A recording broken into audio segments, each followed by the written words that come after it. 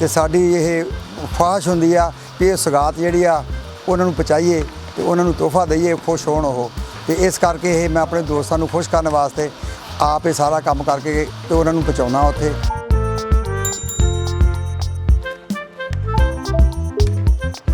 ਸਾਗ ਜਿਹੜਾ ਪੰਜਾਬ ਦੀ ਰਵਾਇਤ ਆ, ਪੰਜਾਬ ਸੌਗਾਤ ਕਹਿੰਦੇ ਸਾਗ ਨੂੰ।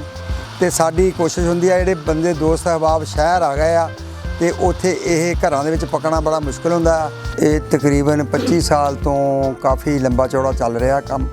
ਤੇ ਹੁਣ ਇਹਨਾਂ ਦਿਨਾਂ ਦੇ ਵਿੱਚ ਸੀਜ਼ਨ ਦੇ ਵਿੱਚ ਕੋਈ 150 ਤੋਂ 200 ਮਣ ਸਾਗ ਤਿਆਰ ਕਰਕੇ ਤੇ ਦੋਸਤਾਂ ਨੂੰ ਗਿਫਟ ਕਰੀਦਾ ਸੀ। 25 ਸਾਲ ਤੋਂ ਪਤੀਲੇ ਪੱਕਣ ਲੱਗ ਪਏ। ਜੇ ਇੱਕ ਪਤੀਲੇ ਦੇ ਵਿੱਚ 5 ਮਣ ਸਾਗ ਬਣਦਾ, ਤਕਰੀਬਨ ਜਦੋਂ ਅਸੀਂ ਸਾਗ ਸ਼ੁਰੂ ਕਰਦੇ ਹਾਂ ਇਹ ਤਿੰਨਾਂ ਚੌਂ ਦਿਨਾਂ 'ਚ 40-50 ਮਣ ਸਾਗ ਤਿਆਰ ਕਰਕੇ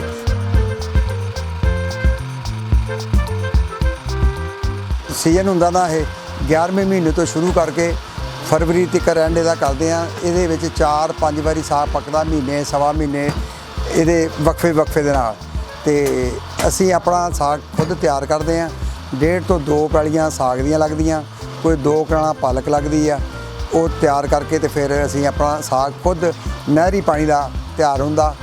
ਤੇ ਇਹਦੇ ਨਾਲ ਲੇਬਰ ਜਦੋਂ ਸਾਡੀ ਇੱਥੇ ਕੱਟਦੀ ਆ, ਛਿਲਦੀ ਆ, ਇਹਨੂੰ ਬਣਾਉਂਦੀ ਆ, ਉਹ ਤੇ 15-20 ਜੀ ਫਿਰ ਕੰਮ ਕਰਦੇ ਆ ਤੇ ਫਿਰ ਸਾਗ ਤਿਆਰ ਹੁੰਦਾ।